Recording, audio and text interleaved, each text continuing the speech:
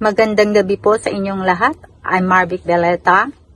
Please subscribe YouTube channel po. Salamat po. Like and share po.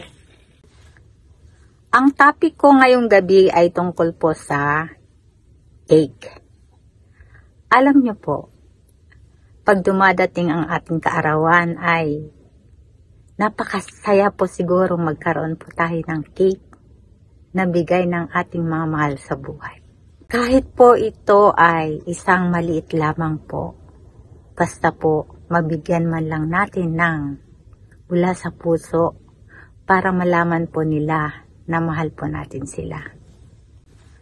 Kaso po, sa mga nahihirapan po na makabili ng isang cake man lang, ay okay na po na hindi natin po gawin. Basta batiin na lang natin ang ating mahal sa buhay. Hindi naman po yan sa pilitan at makakaintindi po yan na talagang walang-wala po.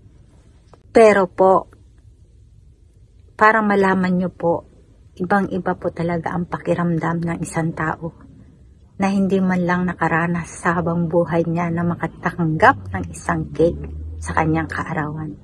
Kaya kung meron lang din po kayo, bakit nyo po ipagdadamot? Bigyan nyo po siya.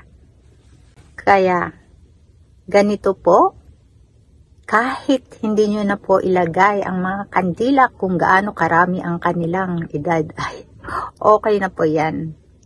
Basta iparamdam po natin habang buhay ang ating mga mahal sa buhay. Kung meron lang din po tayong pambibili. Salamat po.